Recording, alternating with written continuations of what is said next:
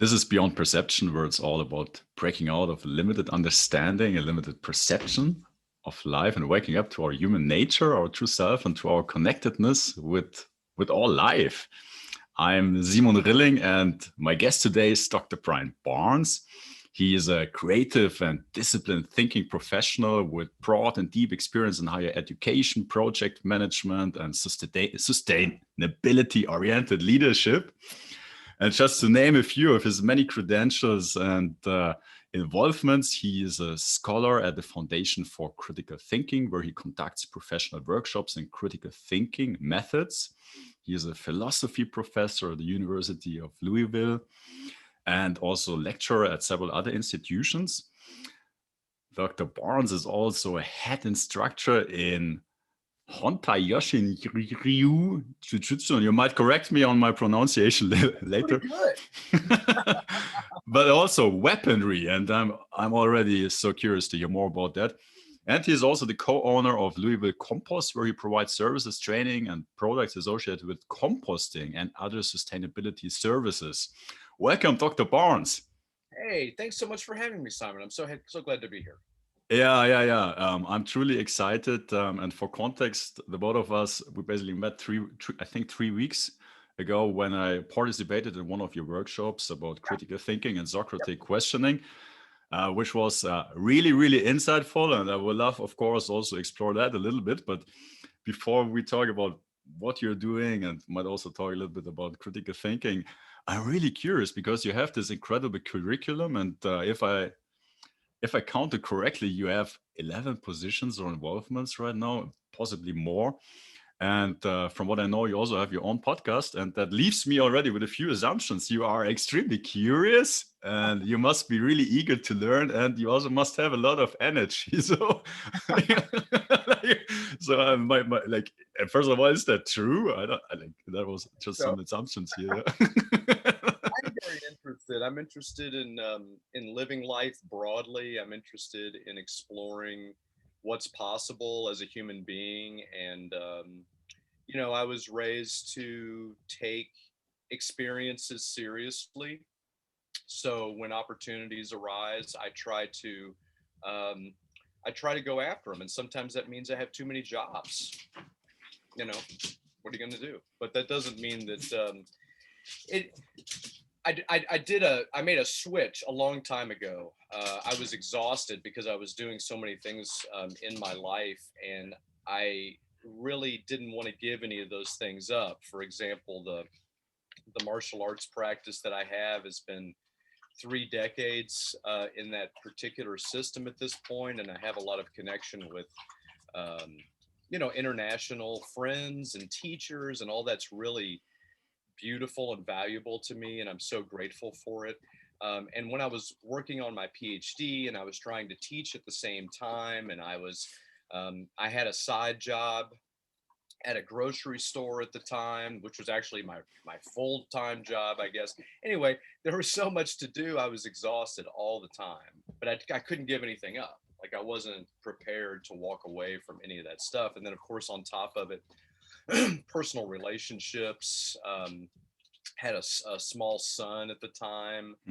Um, Parents. Just go on and on and on when you start to think about all of the ways that our lives connect. And so the lesson that I figured out, I guess, for myself as I started to look around and see what needed to be done with my life was I try to make all of the activities energize me as opposed to depleting me. I try not to do things that wear me out emotionally and intellectually. Of course, it occasionally happens, especially when you push yourself really hard. Um, but I try really hard to be energized by all of the projects, and I try to stay really positive and try to find the aspects of what I'm doing that can kind of help me continue on through my day and feel like there's a lot of potential there.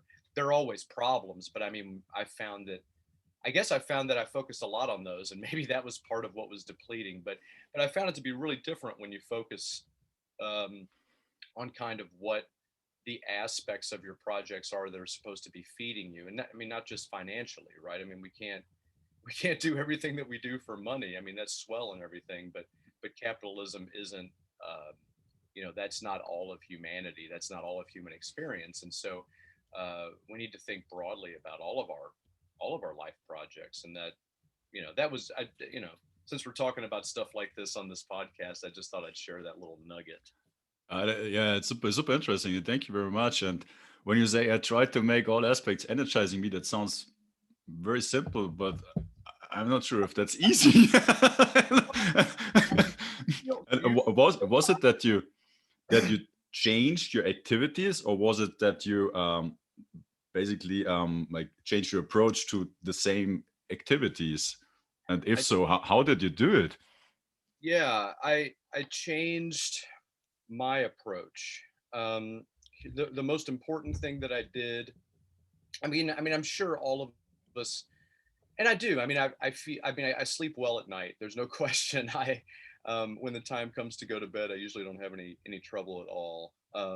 But I found it's a little bit of a metaphor, of course, but I found that every time I went into a different environment, I had to put on a costume for that environment.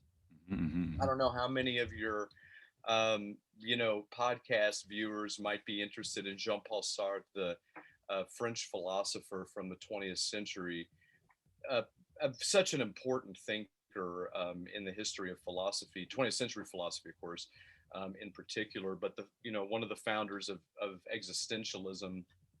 Um, when when he talks about human experience, one of the things that he talks about as part of his tradition is authenticity, and he doesn't really come up with that idea, but the way he describes it is really important. A big example he uses is a waiter in a restaurant, right? Waiter doesn't necessarily care about you. In fact, probably the waiter doesn't care about you, right? Waiter doesn't know you, but the waiter might give you an experience that makes you feel like that person cares about you, right? That makes you feel like this is a personal connection here, right? That's their job. They're definitely playing a role because everybody who comes in has that experience, right? I mean, with excellent customer service, we have this impression that this was really personal and really about me, and it's one of the things that made it so great, right? But for Sartre, the really important thing is that's a role. You know, that's that's something the waiter is putting on like a costume, right? And I got good at that. I got good at putting on those costumes and going to the grocery store and being the boss, and then going to class and being the student, and then going home and being the father and the husband and the neighbor, and the martial arts teacher. I mean, all of these had very different hats. They literally had different outfits, right? So I go to martial arts class and I change clothes, right? And then I'm going to go to composting and I got to change clothes. Like I'm changing clothes all the time. Literally, I'm changing costumes. And with it, I didn't think I was really a different person, but I was. And some people pointed it out to me. And I was very much trying to do a certain bunch of things that I thought were my responsibilities in those places. But I wasn't making any effort whatsoever to try to feed myself. They talk about an entrepreneurship, you got to pay yourself. You can't forget, right, that you have to get paid. Mhm. Um, and it's easy to forget that because there are so many things to pay, and I love this so much or whatever. And that was kind of how all of my projects were. I just loved them so much, and I was so concerned about their outcomes, and I'd been trained in all of them. I'd been taught that there's a way you do this, and there's an attitude about it, and there's a certain expectation on the part of everybody else who's coming to experience this. And I just stopped changing hats one day. I just decided to myself I wasn't going to do that. And I started really, really undermining so many of those systems I built up. I started giving leadership over to junior people. Even maybe if they weren't 100% ready. Started showing up in the wrong clothes. Um, I would talk about one area in another area quite a bit. I started doing a lot of mixing, whereas before everything was in its own box, you know. And I was really uncomfortable. And I started seeing really important connections between the different areas of my life and sort of how they were good for me, like what I was trying to get out of them. And I started thinking about what happens when I have a good experience when I go to the martial arts school. Not everybody else had a good experience, right? What happens? What is it when I have a good experience? When I walk out of there and go, that was awesome, as opposed to I walk out of there like, oh my God, what time I can't even believe. Whoa, you know, and then I got to go do something else. Cause that's the thing. Then I got to go do something else. And so what's that going to be? And what's that going to look like? And how much energy am I going to have for that? And what kind of life am I living after that? I mean, it comes down to my life is finite, right? And I should be living the best one that I can. I think I I know that there are all these limitations within that limited life, but there's so much that I can do something about. And when I'm constantly switching roles and trying to be the whatever, often I get lost in that. And the part that's supposed to pay me from this time, because I literally spent my life here with you, Simon, for an hour or whatever, right? I mean, yeah. it's like this dude took an hour of my life like a vampire. It. But you and I have both been in those meetings. Oh yeah, plenty of them. Yeah. Oh my God! Like you're just like you're still on the thing going, okay, well, it's been really great. Okay. Because you just can't wait to shut this thing down. I'm over here doing key commands to quit before everybody's gone. I have a question. I'm like, oh. I mean, those things are really depleting. And so for me, a couple of things that I learned is that, especially in the really weird topics that I tend to teach and lead, critical thinking, sustainability, um, you know, very old Japanese martial arts, Zen meditation, people don't know what the hell these things are. They just don't know. They show up for a class, they have no idea. They have tons of assumptions, right? And they have ideas about something else. They know about some other stuff. They know what they saw in the movie. They know what they saw in the, when they were a kid. They know what they did in gym class. They know their grandma had a farm. Like, I mean, they had these connections. That's why they're there, but they don't know this. And all of it's super precise. Like when you and I took the critical thinking class together. I mean, it's very precise stuff, right? And so for me to be worried, like I used to be very, very worried about how beginners approach these things. The beginner is going to bring whatever the beginner brings, and I really need to convey my interest about this. As much as beginners need technical details, they also need to know why I care. They also need to know why someone would spend their time on this. They also need to know, does this break a person down? That's not a thing that everybody's asking, but when you walk in a place, you can get a vibe off people. Like, is everybody here just finished? And it's 9 a.m. and everybody's finished already. Right? You walk into some offices and the whole place is just loaded with zombies. Like these people were dead hours ago. That's the story of my life. Yeah. I'm gonna put a pin in that. But yeah. But see, this is where I think we have to look for the spots that are energizing, because especially if I'm talking to beginners, I can talk about the things that really interest me as long as I can make them beginner friendly. in some way and get other people interested in them. And then I'm out of here just jacked, right? Just ready to go.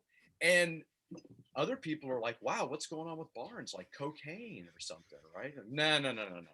You know, that's not, I mean, that's an angle you could take, but that's not where I'm coming from. I mean, I Yeah. think if we're not being fed by the activities that we're doing, we might be doing the wrong activities, or we might be doing them wrong, and we might be doing them with the wrong people. And all that has taken a huge shift. It took me about I don't know, it probably took me a 3-year shift to get everything onto the right page and to realize what the page looked like and to try to say, well, how do I apply these techniques to this area of my life? Because this area of my life is exhausting me. Right. And once you start seeing it, once you say, oh my God, it's just this right here. If I could just change the way this interaction happens 4 times a week. And then it's like pains in the body, right? Once you get that thing taken care of, you're like, oh my God, my elbow hurts too. I didn't even know. I didn't even know my elbow It's before. like peeling the onion. Yeah. It really is, because then you go, oh wow, there's so many things that I can, now that I've, you know, they say in the business language, they say eat the biggest frog first. God, what a thing to say, you know, but like take the biggest challenge on first while you're still fresh. I mean, once we get that big frog eaten, then, you know, it's like, already did that. Yeah. You know, like that's the terrible thing is out of the way. Now everything else seems lesser by comparison, right? So anyway, that's kind of how it's supposed to go. So at least for me, did you did you switch over to podcast life because you were feeling drained in the business world? Is that part of No, no, no. Like I was working 14 years in investment banking, right? and like there was zero fulfillment for a couple of years, but I couldn't rationalize leaving that job. Yeah, like my mind was telling me, no, no, no, that's the best spot for you. Everybody else is challenge Yeah. for you, a challenge for your situation. And anyway, what else? Like, do you have? Like that's your education. Yeah, Right. that's who you are. And what That got was this? why it was a process. I would say over 3-4 years. Yeah, and also yeah, I grew up in an environment where being employed was basically the only option. Yeah, I was prepared all my life to be employed. Yeah.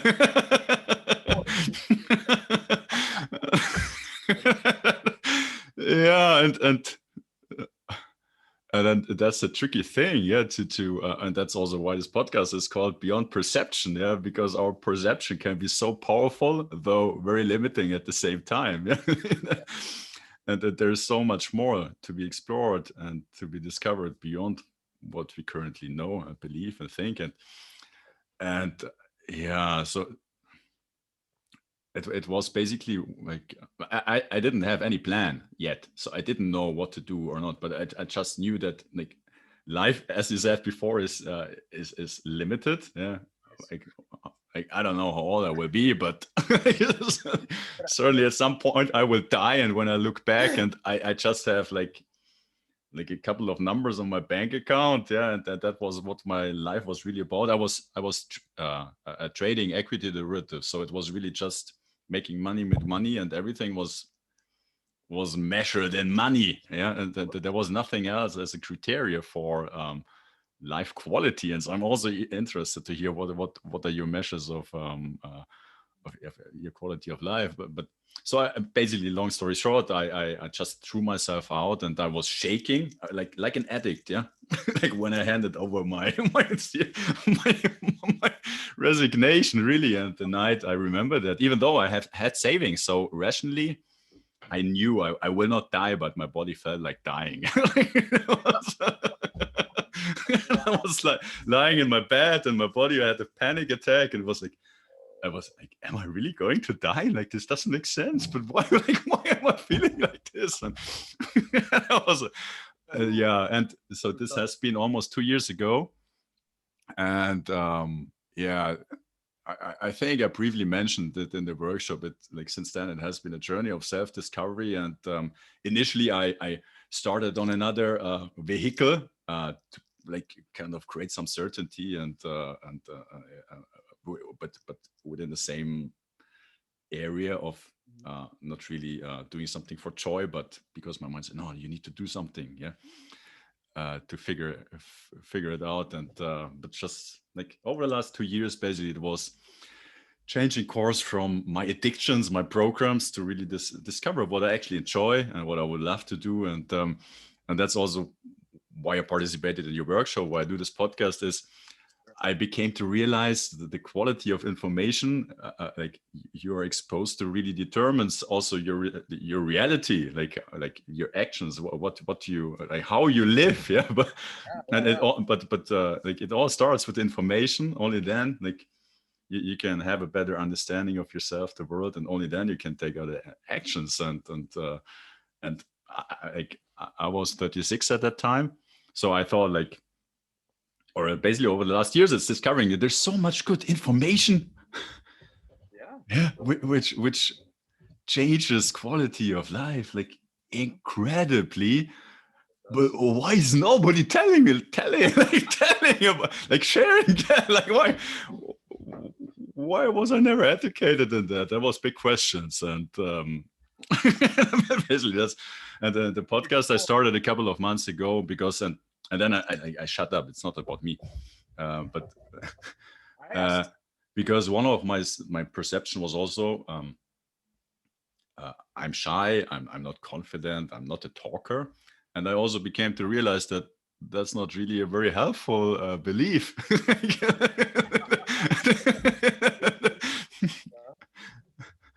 You were able to make an adjustment.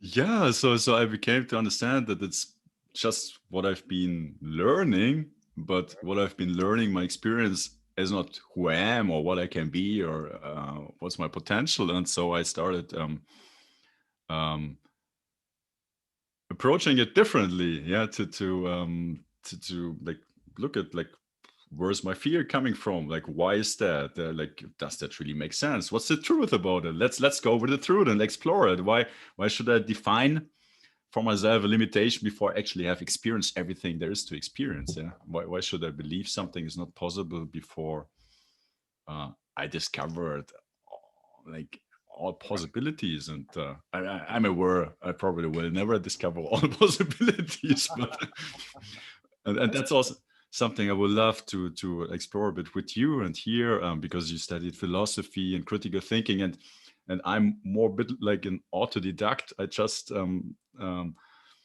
hear something, learn something, see something, then I apply it, try to integrate it, and then and it's so I find bits and pieces, but I've never went through for example, like training in philosophy or a structured training in critical thinking. So that's why I was so excited to participate in your workshops and speak to you. And It was good to have you there. I can certainly talk a little bit about that training if you want, if that's interesting. yes, that would be interesting. One of the questions I had when you before you said you had like these different boxes or different roles or so, and then you decided to or then you started mixing them up and approaching them. Was it a conscious decision? Like, okay, like now I'm kind of challenging my approach, or like, and what was your approach then? Was it more like, let me just test a few things, or did you had like a structure to it, or like, for lack of a better Yeah, term? so that's a great question. How to respond to that? So it was over a few years, and one of the things that happened during that time, right around the end of that time, was I became really invested in this critical thinking system. So that was maybe Mm-hmm. 2007, something like that. I'd already been I'd been working at this grocery store. I'd been working on my PhD. I'd been teaching and then all of the other life things, and then the martial arts school, and then I was doing this composting thing in its early sort of form, and there were just, I mean, just my time was just packed every day. Um, and so what I initially was trying to do was to relax a little bit. I have there's a in the martial arts school, there's a central teaching, if you Hmm. will. It's not secret. In a lot of old Japanese school, their central teachings are secret. Um, Ours isn't. It's the way you understand the system, I guess. Like if you're gonna, it's in critical thinking we would call it um, both a fundamental and a powerful concept. Those aren't ideas that we necessarily got to in your workshop, but Hmm. a fundamental concept is one that you build all of your thinking off of. So when you go to the foundation of your thinking, this is what you find. This is where you stop. You can't go any deeper in terms of where did my thinking come from, right?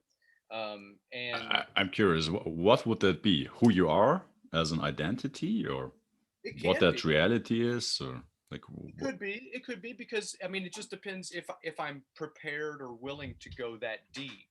Like who I am fundamentally might be kind of hard. A way to start doing that would be kind of who am I in this role? Like Mm, fundamentally, how do I think about this job? And then, well, if I've been doing this job for my whole life or whatever in some form, well, what are where do I get my basic ideas about how to do this job, and what are my basic ideas? And you know, when I interact with this employee or this employer, this person doesn't appreciate our interaction. Well, how could that be? Right? When I have so much experience here, how could it be that we had a poor interaction? What caused that? I mean, I can say, it's them, but I mean, it's always both of us, mm, right? I mean, intersubjectivity is real. So we are interacting with one another.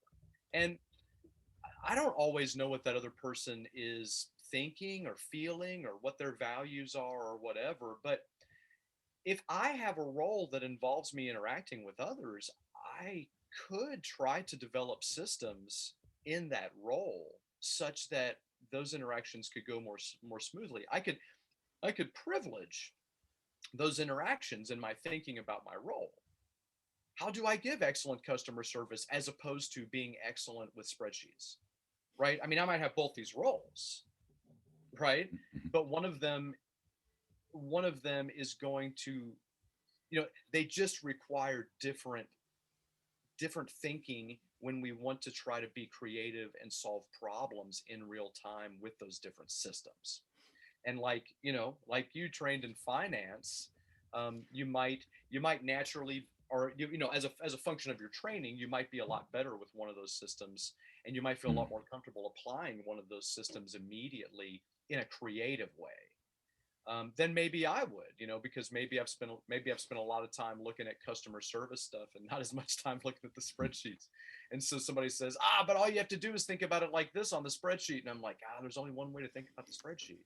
And they're like, no, no, no, no, no. There's that's not right. And see, this is the thing: when we have the logic of the spreadsheet, when we have the logic of customer service, when we have the logic of me, it's a lot easier to be creative, right? To find, and one of the ways to find those logics is to go back self-reflectively and locate the fundaments, right? If I believe that I should be very strict with my children, well, why do I think that? And you can't say, oh, because dad was strict with me. I mean, that's too simplistic. You changed a lot of stuff dad did, right? Right. Am I right? I mean, come on. So it's not like you're just a piece of tape, and you pick up stuff, lint and whatnot, and that becomes who you are. And some lint is bigger than others, right? I mean, we pick and choose, and we take opportunities to be like our parents or not, especially the further along we get in life. And we can certainly, as parents ourselves, I don't know, do you have children? No, I don't have children yet. Yeah, Okay. children yet. Yeah. Mm, Well, maybe somebody listening to this thing will, but just in my experience, I have again, nieces. Yeah. you might find yourself sometimes going, "Oh, I'm reacting to this the way that my parents might have reacted to it," right? And then we can Absolutely. we can make decisions like, "Do I want to do that? I know what the implications are. I'm a product of this and taking this seriously now for decades. Do I want this youngster to be this a similar product? Because that's, I mean, I'll produce a similar product, right? And maybe even less thoughtfully than my parents did, maybe more, who knows? But the point is, if I don't think about it, there's no way to know. And I could shape it differently, right? For all of these things. So when I have these fundamental ideas, you can really start off just by looking at them in every role that you have. And then once you're good at finding the basic ideas in various areas of your life, then maybe it becomes a lot easier to look at my life, my values, whatever those are. That becomes a different, uh, becomes a more easy to locate thing once I've done it in some, in some canned areas, right? So like, for example, you ask about what kinds of changes. I mean, those are, that's kind of a way to approach it mentally. But when you start talking about actual changes, like I mentioned, I'd go to the martial arts school sometimes and I wouldn't wear my uniform. The uniform's super important. You got to wear the uniform. But there are people in my tradition who say things like, if you can't do these things in your regular clothes, then you probably don't understand them very well, right? I mean, you should be able to do these things in your street clothes, should that be called upon, right, from you. And so I hadn't practiced that. And so since I was the, head teacher in my school, I took it as an opportunity to encourage others also to try that. Most of them didn't. Most of them were, again, very traditionally focused, and we wear these uniforms and all this kind of thing. I spent quite a lot of time over a couple of years going in there, working out in the street clothes, right? Leading class in regular clothes, a suit, trying to figure out how this stuff is different in regular clothes. And, traditional Japanese clothes are quite conducive to these activities in terms of movement and stuff like that. And you learn to move in, hakama and uwagi and obi and all these things that we don't normally wear in, sort of, well, in Kentucky. It's like the, so, um, so that was a little bit challenging mentally for me. It was very challenging in terms of perception of my own role. I could certainly go back and put on a uniform anytime I wanted, right? And I did, alternate, but it gave me an opportunity to think about what I was doing a little bit differently. And I was still leading class and I was still very much encouraging all of the other traditional principles, but just not this one. Oh, I didn't share the actual teaching. I was talking about the teaching. I didn't share it. It's that in a storm, a a strong tree, or a tall tree in the translation, I guess, will break, but a flexible tree will bend. And so it's this idea that, we as people should be flexible, not only in the martial arts. The jujutsu thing implies, these are techniques of flexibility, in one translation of jujutsu. And so just sort of from the Japanese. And so we could apply that in our thinking. We could apply that in our we could apply that in our social relationships. I mean, all that stuff. And so I started trying to just do that. Just like, okay, I'm coming into the dojo, I'm doing this work, I should change clothes, but what if I was working on this material in these clothes? And it sort of created it immediately. I mean, immediately a multidisciplinary, interdisciplinary space. I mean, that's what I'm working on, right? And then when I do things like, sometimes I'll be in my office at the university or something, or I'll be outside somewhere, and I'll decide that I want to work on a martial arts thing. And so I'll just do a martial arts thing while I'm there. Right. And sometimes I'll have some weapons with me or something, and I'll just practice something. And I'm very privileged to be able to do that, by the way, and not have the police tackle me or shoot me or whatever, because the U.S. is bananas, about these kinds of things. A lot of places are. but we're, but since I'm able to do that, I've been able to take advantage of training in those different contexts. And once again, you have different social relationships. People don't expect that, right? You have a different literal physical environment. Again, I'm wearing different clothes. um, you know and then once I start thinking about these systems, right, my normal everyday walking around professional systems, just the walking around in it, not even the doing philosophy part. Once I think about that and mixing it with the martial arts stuff, well, then again, what happens when I go to the composting site? What happens when, I go to a professional meeting, right? I understand what all the expectations are. I understand that I'm supposed to change every time. And I just started thinking, well, what if I don't? What about the thinking, right? And so now, I mean, I don't change a lot from engagement to engagement. It's pretty much always the same, and that works great for me, because I'm very comfortable entering these roles as myself, at least whatever iteration of myself this is. And it's taken me a long time to kind of figure out, and that facilitates not me hijacking the engagement for my needs. It's just the way that I'm involved in the engagement is energizing for me. The questions, the answering, listening to your answers, the intellectual learning of all this, the sort of to my mind, the relatively complex work of unpacking whatever it was that I did 15 years ago or something intellectually that led to what I would consider to be profound life changes. That's, interesting. Why? I mean, I don't want to sit around and think about that. It becomes a little solipsistic, narcissistic after a while, I guess, to sit around and do that all day. But I mean, occasionally, yeah, why not? Because I think that self-reflection is important. And I also think that if I've got an approach that can help people feel, man, lit up all day long. I mean, I've had some caffeine, I'm not gonna lie. But I mean, if if I'm feeling, like this at 10 o'clock at night coming out of my eighth thing or whatever, um, some people might like to try Yeah, that. So, thank you so much. Like the picture came to my mind, and I would love to hear your thoughts on that. And also the model, like that's my understanding of it. Like you have the thesis, you have a certain belief or so, and then like at some point it's like, ah, fuck that doesn't serve me, that's stupid or so, and now you're jumping to the anti-thesis, which is basically driven still like by oh yeah, compensating or confronting or opposing the thesis. So you're still bound in like within a unfree dynamic. And at yep, some point, that when you have experienced the spectrum, then you're jumping into like a superior position where you're not bound to the expectations or programs so much anymore, and you are free. I mean, that's a tricky one, right? I mean, I think that that's right intellectually. I think that Yeah. that's right.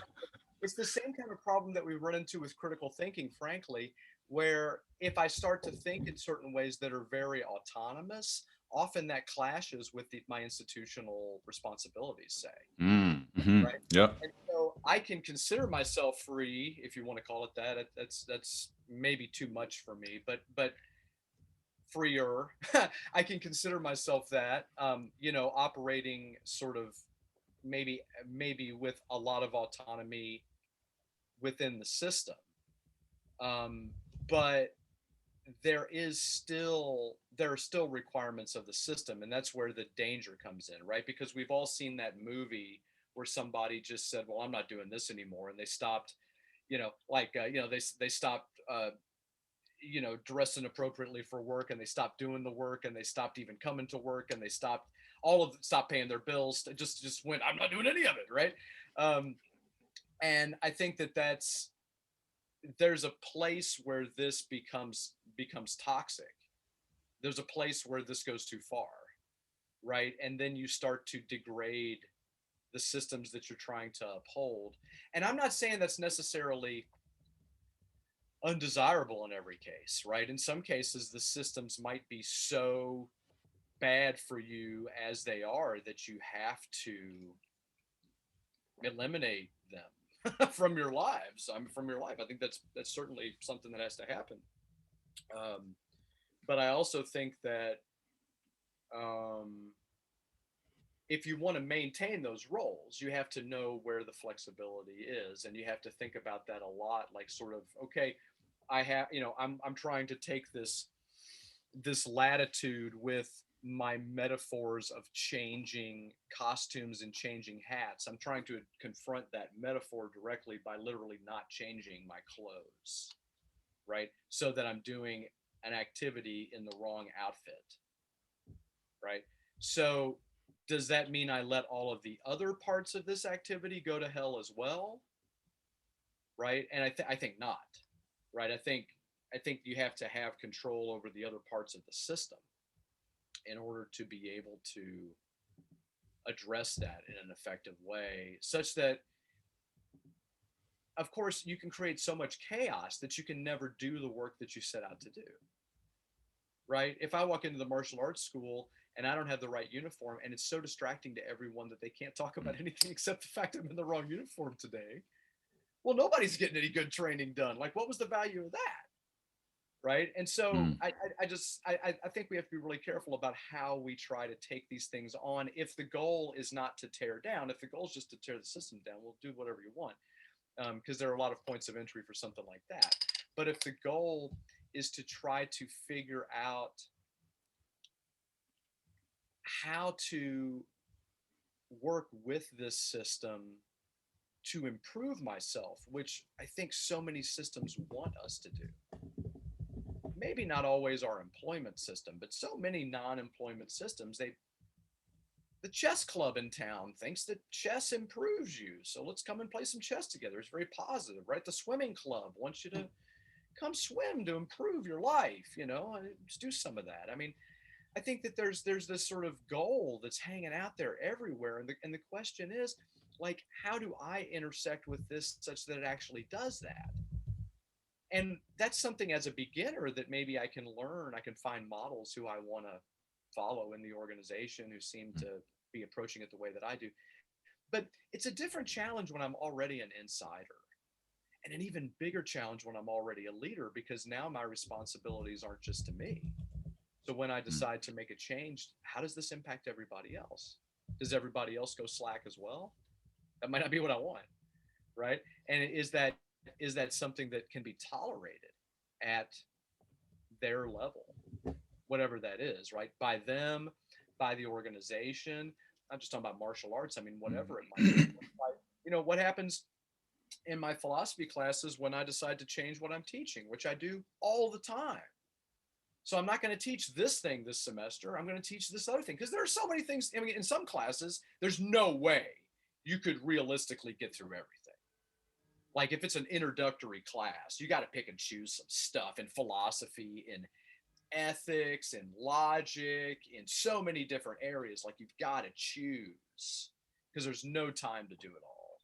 Even in sustainability, more and more. I mean, you can't, if you worry about environmental sustainability and, you know, and try to be complete on that, then there's no way in a traditional semester time frame to also get through the totality of social sustainability and economic sustainability. Never going to happen. So really, you can only really do a deep dive in 1/3, but then maybe you do a shallow dive in all thirds. But then what do you cut out? And then what does that do to I took an introduction to this area, right? And it's one person gets a different introduction to somebody else, blah, blah, blah, blah, blah.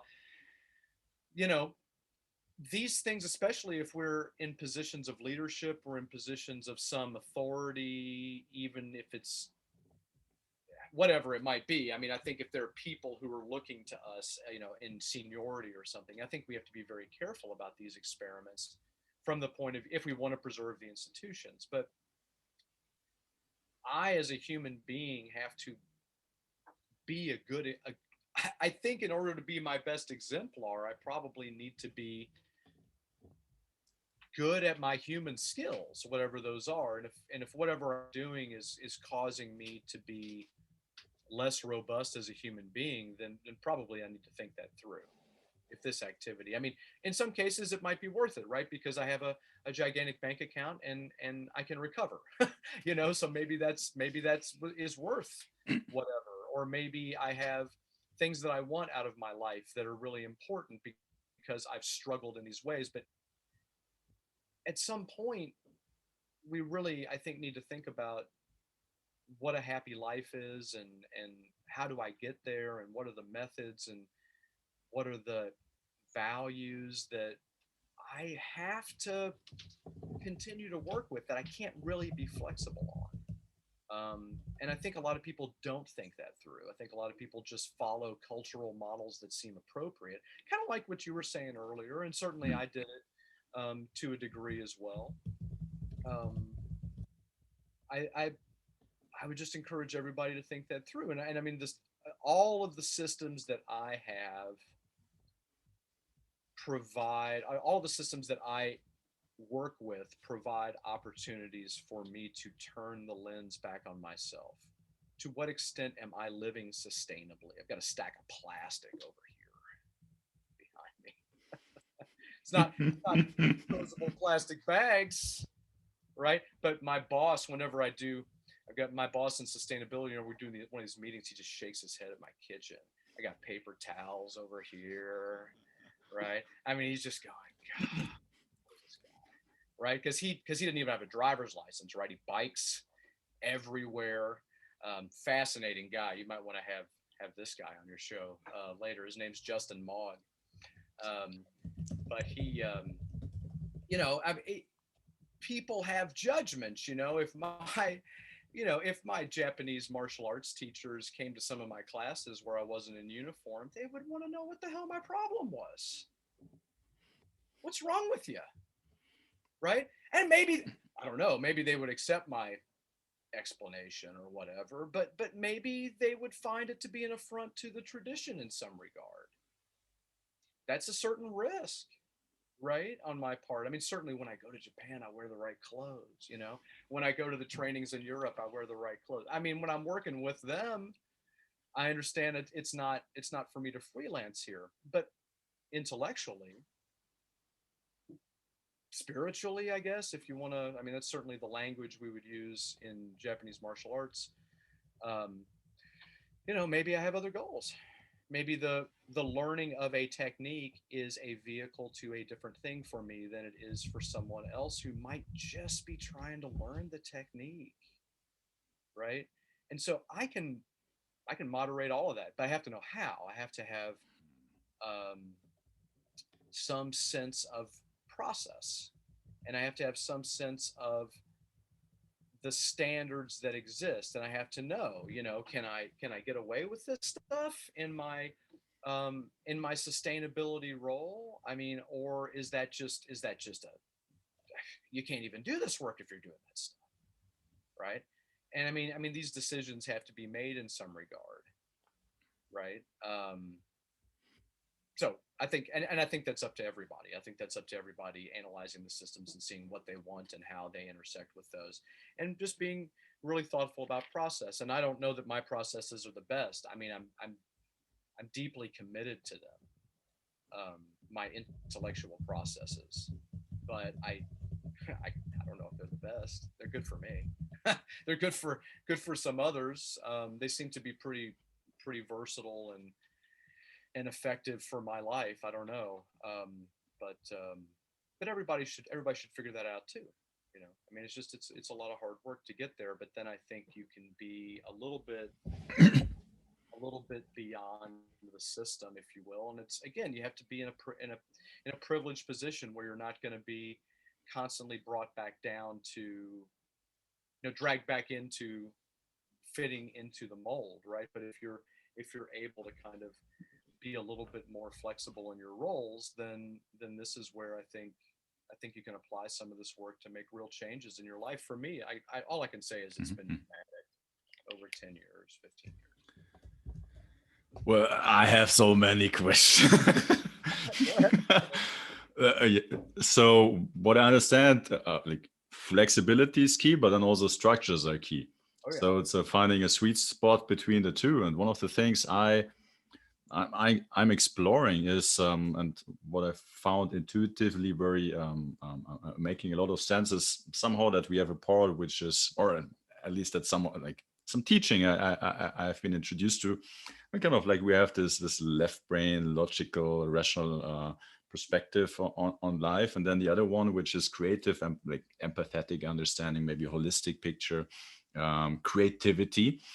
And you said something before along the lines of there's logic to creativity, which seemed kind of connecting it to hemispheres to each other, like, like and and like myself, I've been living most of my life very rational and very but I think I was mixing being skeptical with rational, yeah, and I would also love to hear your perspective on that because also, and that was one thing you mentioned in your workshop, critical thinking comes from I'm paraphrasing, thinking in criteria. So and that was very interesting to me because I remember myself critical, like don't criticize, like don't judge, don't be negative, don't be skeptical. So that was very negatively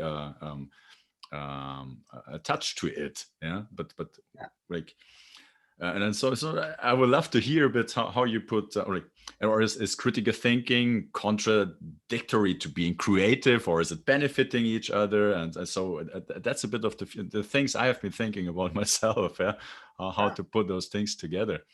Well, these are important things. Let me turn you on to a person. One of my Hmm. martial arts teachers for a long time. His name is he goes by initials usually He, Davey, Davey. He's an American martial artist, but he's trained in Japanese traditions. He lived in Japan for a very long time, and he pointed out in a workshop many years ago. He would be an interesting guy to have on your show to talk about these things, because he just brings this topic you're talking about. Just brings it up in his workshops, no matter what it is.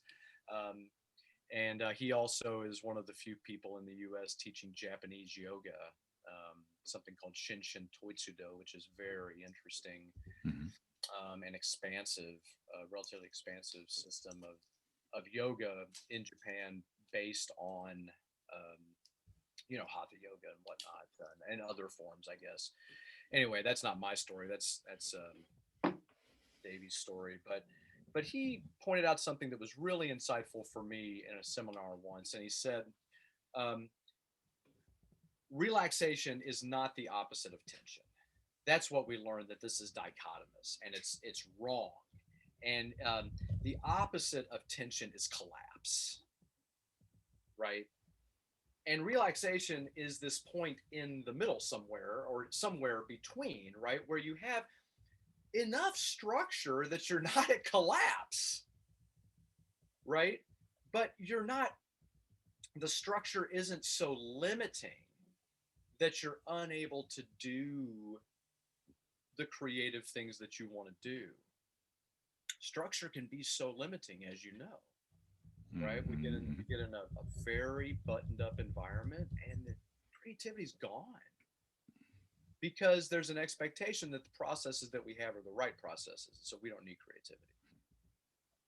That's wrong, right? I mean, that's right if we only want to do a thing a certain way and we never want to change that. I mean, if that's really all we're doing, because we're just, for example, we know that this makes money and we want to keep making money, and we don't want to suffer the inconsistencies that are going to come along as a result of transition, right? We just want to keep doing what we know works, right?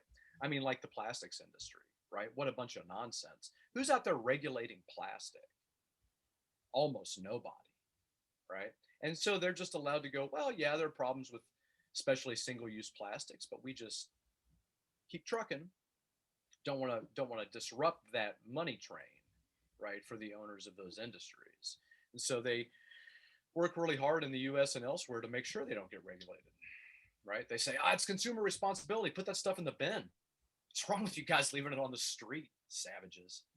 Right? It's like, well, we got so much of it, right? And it won't degrade in our lifetimes, right? Not, I mean, it's not going to break down naturally for quite a while, for some hundreds of years. And so this is why do we keep making it?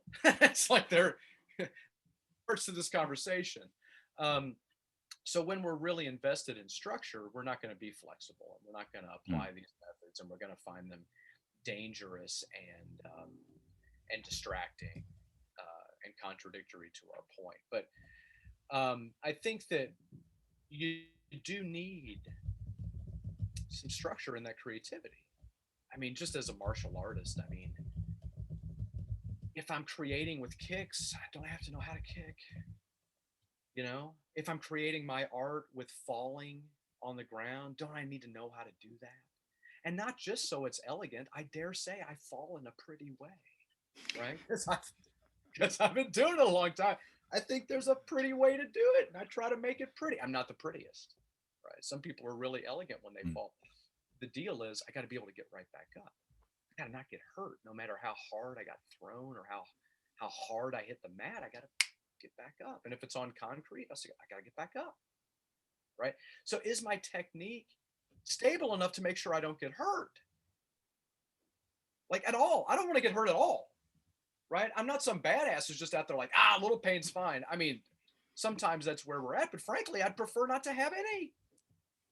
I just prefer to do it in such a way where it was effective and I didn't get hurt, whatever that might be. And so I don't want to sacrifice the structure that much, right? But then for me as a person who's been doing this for, decades, I can look at the way somebody falls and I know what art they train just immediately. And I don't know all the arts, right? But I mean generally, I know kind of what tradition of falling they've come out of by watching them take a fall, right?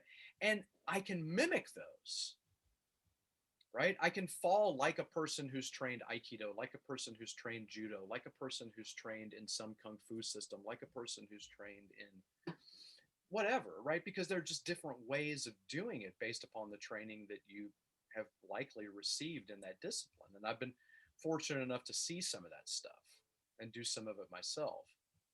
So I can jump from style to style when I'm falling. Like I can decide in the air how I want it to look.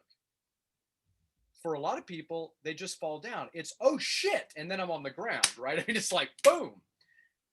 For me, it takes such a long time to fall down. That is such a long time. There are so many things that I can do in that space while I'm floating through the air toward the ground.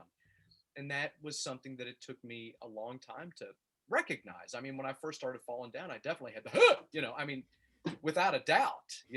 And I think that's really cool now when somebody surprises me and I fall down, because normally I can really feel it coming. After a lot of time of people grabbing you and throwing you, you get a sense of kind of how your body is going to move when you lose your balance. And you know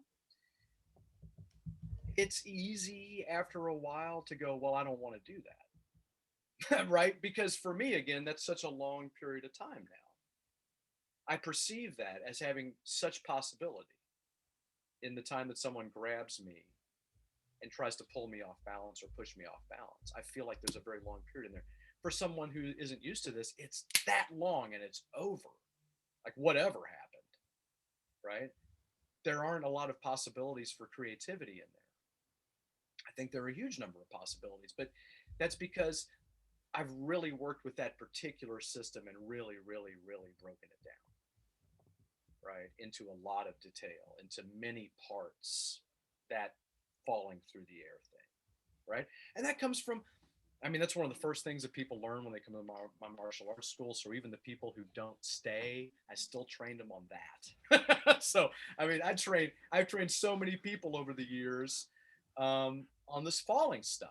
And frankly, you got to do a lot of falling in the system. I mean, there's no way to avoid it. So if you don't like falling, this is not for you. Like, go ahead and leave. If this isn't your bag, then you won't. I mean, that's also metaphorically a great training, right? Because we are falling anyway throughout life all the time. So we better learn how to fall and possibly also how to get up. No? It's like it's an awesome training. Well, since we're talking about I see. fundamental and powerful concepts, sort of in martial arts, I didn't say what a powerful concept was, but basically it's like a key that opens locks, Hmm. right? It opens a new door. Like none of this knowledge was possible without this piece of knowledge right here. right? This one concept is the one. And so the central teachings in Japanese martial arts tend to be both fundamental and powerful. They're fundamental in the ways that we were discussing before, but they're also powerful in this key way, which may or may not be foundational, right? Because you might learn it like way, way, way down the line, right? At any rate, what you just mentioned, the central teaching of judo, right? 7 times down, 8 times up. That's it. Okay. If you'll keep doing it, you can keep training judo. You end up, a grand judo player, right? I mean, somebody with a lot of credentials, because you have to keep doing that year after year after year if you're going to advance. And the people who drop out don't want to do that anymore or can't do that anymore, which is often the case. So I think that that's a great metaphor for life too, just like the flexibility thing, because sometimes you're still going to fall down. Like sometimes you're still going to, in some metaphorical way, we do break, that sometimes we're the tall tree and we can't figure out the right way to bend. And so we end up snapping. The thing is, the tree isn't dead, right? I mean, the roots are still on the ground, So then what do you do? I mean, tree can't get back up, right? But I can get back up. Like I do have that ability, even after being hurt, even after losing my job, even after losing my reputation, even, like maybe I went out and published a critical thinking paper and the whole world blew it to pieces, right? I'm now Is it? Well, what's that? Was that the case? Oh, no, but I'm just saying, Oh, okay. Not yet. If it were true though, I mean, this is the thing. If I were the, that guy who published the anti-vax paper years ago, Andrew Wakefield, right? So that's discredited, right? And his career seems to be doing fine, but nonetheless he can't practice medicine because of this, because of that. I mean the point is, how do you bounce back, right? And what are the ways for me to be flexible? For a lot of us, when we do thinking stuff, right, we go down a path, and then once it doesn't work out, we go, out of hell with it. Like I'm gonna quit. I don't like this. I'm not going to do this. Do I get back up? Do I have the resilience? Do I have the flexibility to be able to jump back in? And this is where this is where you got to have the structure. Like I'm going to climb. I got to have something to climb. This business in the US, we talk about this bullshit about pull yourself up by your bootstraps, right? So the straps on your own boots. How do I pull myself? How do you get up pulling on your own boot? Like, how does that help me get? It's awfully difficult. If you start thinking about it, it's quite the tough thing. More likely somebody came along and helped you, right? I mean, really, like, let's be serious. I mean, you got help somewhere. And so that's the structure. Like, even if you go into a societal metaphor, I mean, isn't that what society's for? I mean, I'm speaking to all the Americans, by the way, right here. I mean, isn't this what society is for? Isn't society supposed to help people as opposed to just being vehicles for the very precocious to make a lot of money? Right? And when people have difficulty, we say, do it on your own.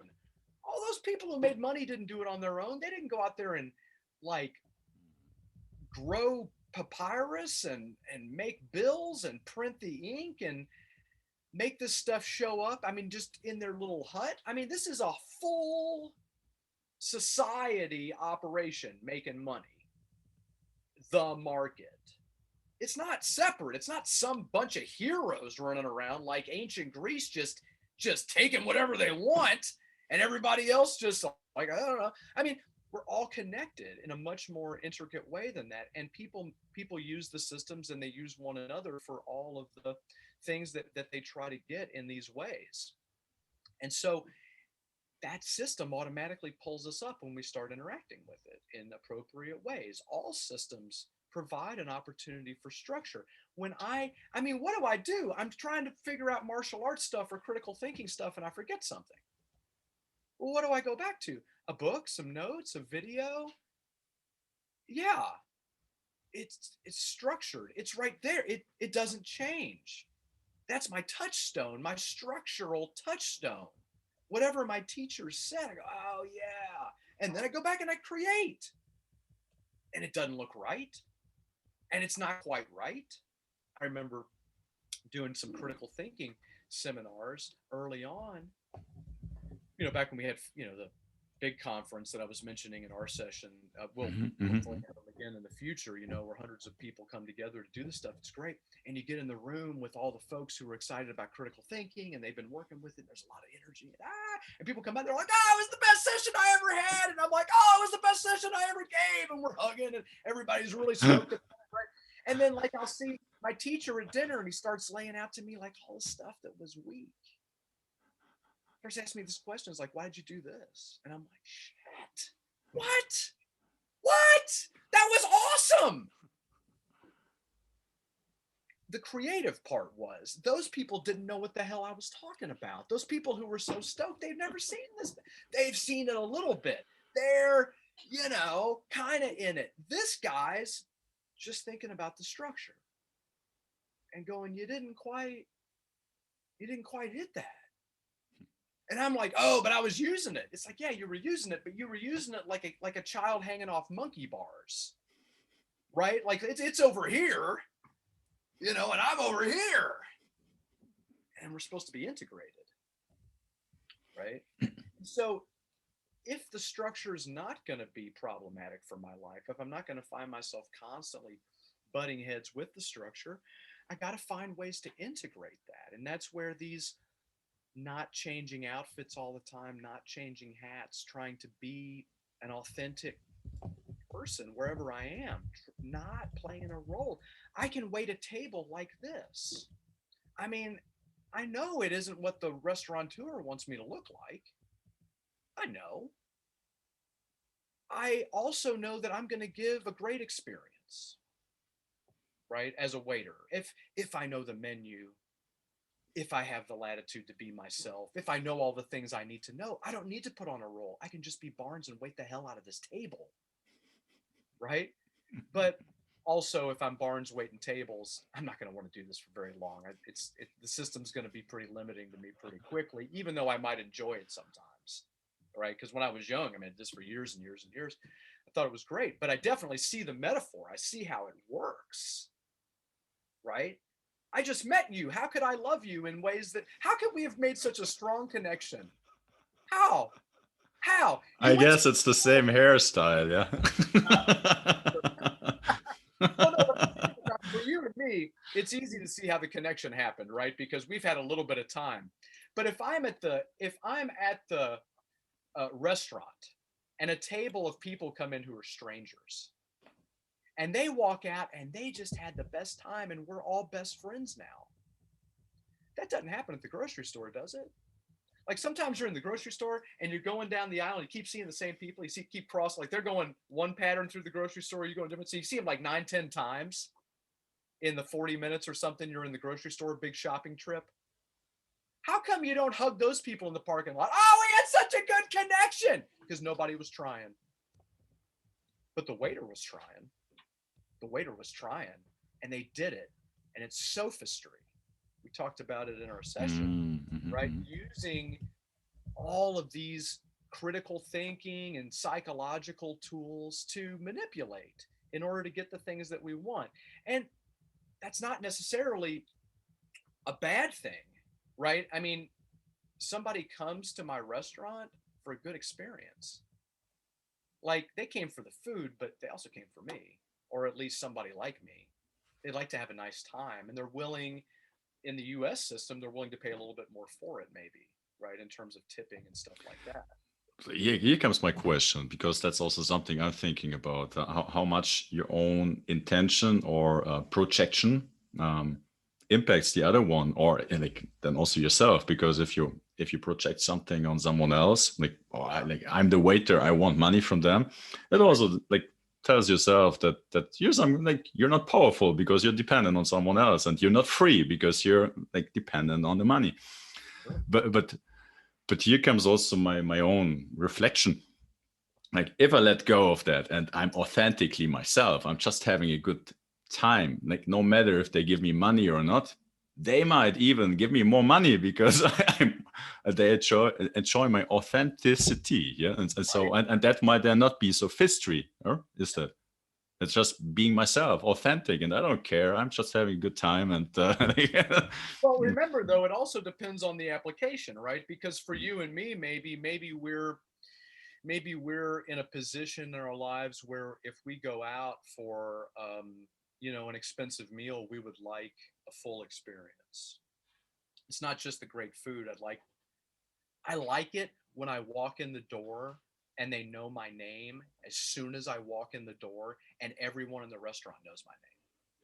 So that every bus boy, every member of the wait staff, every bartender, they know my name and they know the name of whoever I'm with.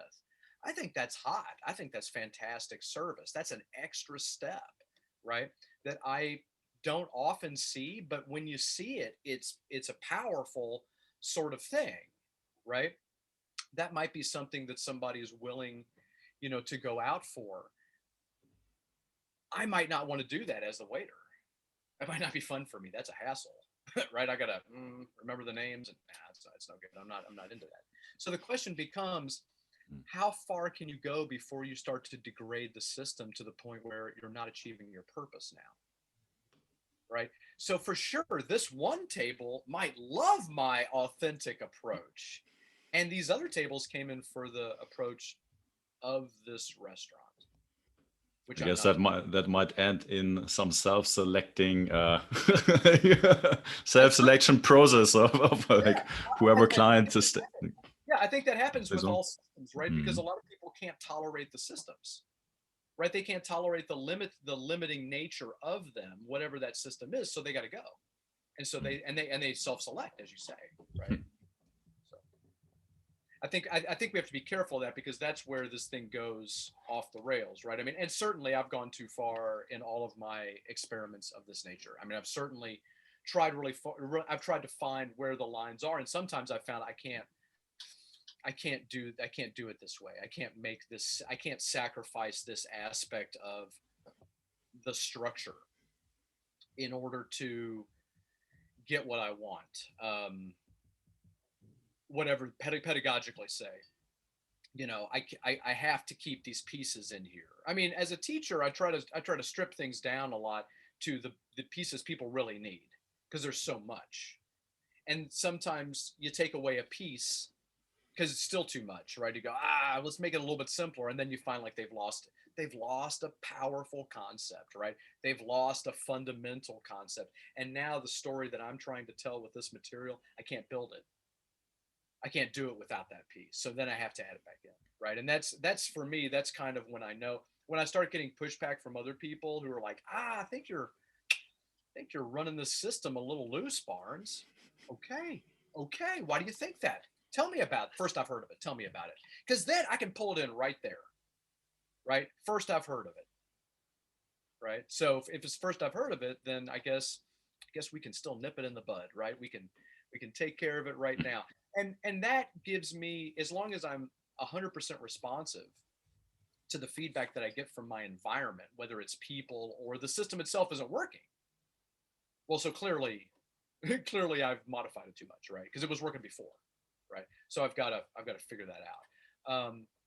As long as I'm 100% responsive to that, then I think that this works pretty well. I mean, it does take all of my time, but I can't imagine a more useful way to spend my time, right, than to try to improve myself and maybe create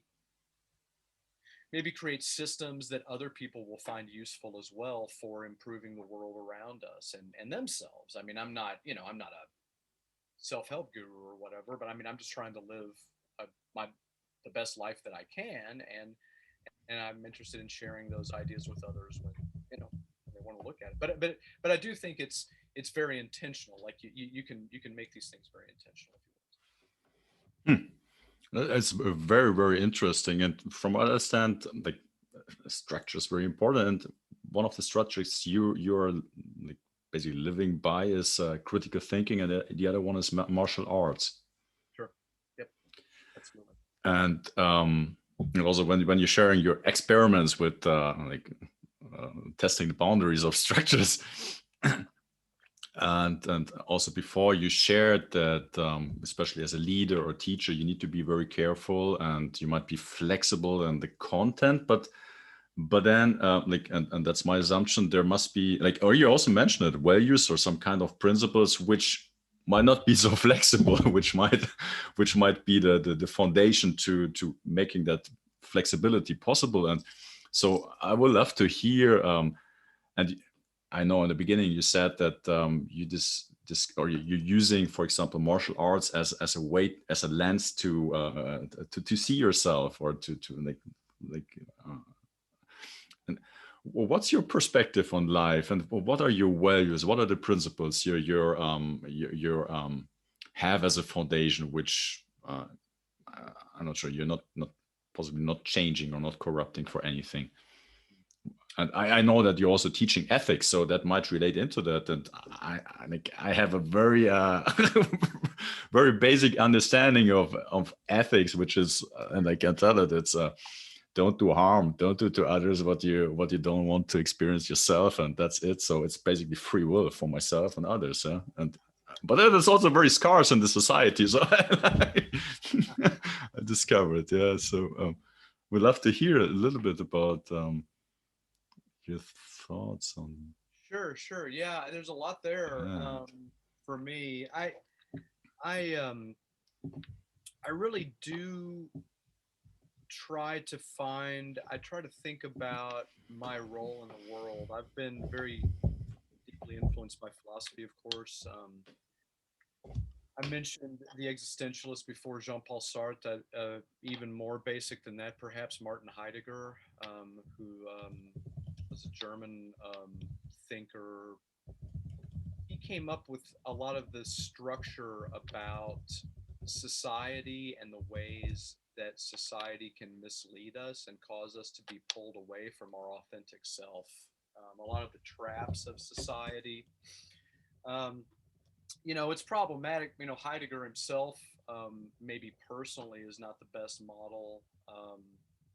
He strongly supported the Nazi Party, for example, during World War II, which a lot of people um, caused a lot of people to just reject him altogether. But his ideas, especially this book that he wrote called Being in Time, is just so important, I think, for understanding our experience of just living day to day as a human being. And so when I start to think about structure, the term that we use in philosophy is called phenomenology.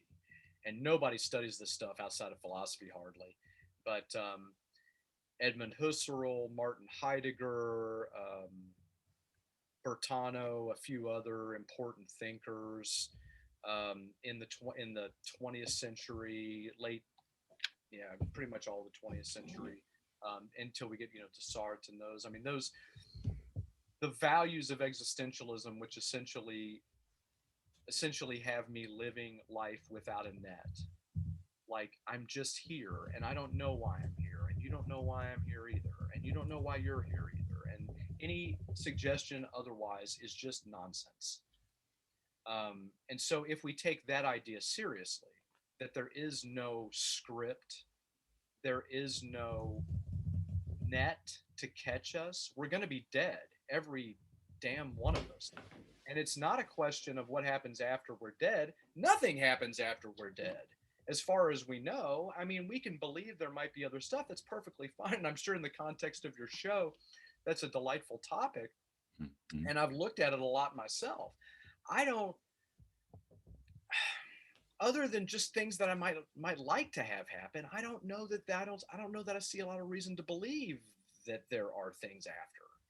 And so that leads me back here, right? And it's not like the existentialists are the only ones who thought about this. I mean, the historical Buddha, I mean, certainly he was steeped in a Hindu tradition that embraces things like karma and doctrines of eternal return and multiple lives and all of these great things. But at the end of the day, what's real? What's real is that people suffer. All of us do. That's what's real. That's part of life, and that's a tie that binds. And not only do people suffer, people think. That's another tie that binds. Um, People have opportunities to follow and to not, and that's another tie that binds. And there are certain characteristics of being human that, even if people don't take advantage of them, we can probably call relatively common. That I think will lead us to a certain kind of ethical life. Um, Not a traditional religious value laden one, but one in which I'm caring deeply about others because they reflect something about me, and where I really want to make society better so that, not just life for me, but I mean, I can take satisfaction in stuff that isn't just for me. Like I can see other people doing well and go, God, that's great.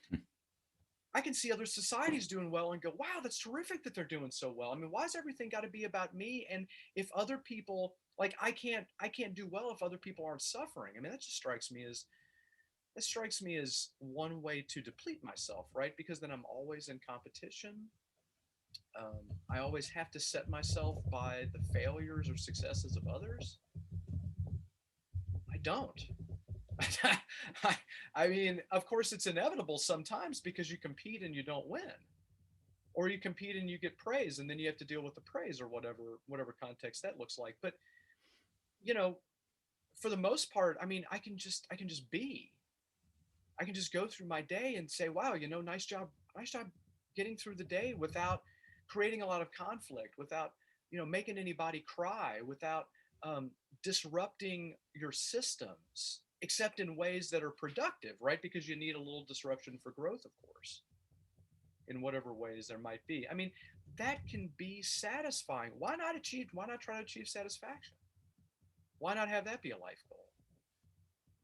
I think it's very difficult to be a it's very difficult to be a serious um, adult trying to do serious things in the U.S. without at least acknowledging the importance of capitalism. I think,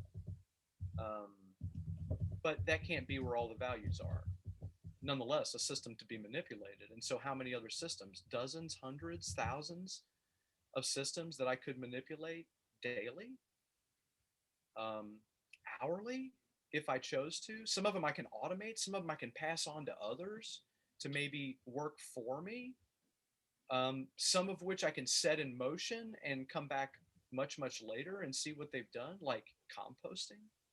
I mean, there's so many systems that are out there that if I bother to think through them with these questions of what will achieve satisfaction, what will be fulfilling, what will maximize, optimize, what will get to the essence of this project in a way that doesn't just benefit me, because what am I doing here? I mean, standing on the shoulders of giants for sure. My struggles aren't their struggles. Whatever struggles I've had, they're not the struggles of those other people. And their struggles led to the lessons that gave me insight into my own life. And so I can't act like it's just me. And I know other people are watching me. Whether I'm a teacher or not, there are people watching. There are people looking to see if I'm a good example or not. Right? What about that guy that lives over there?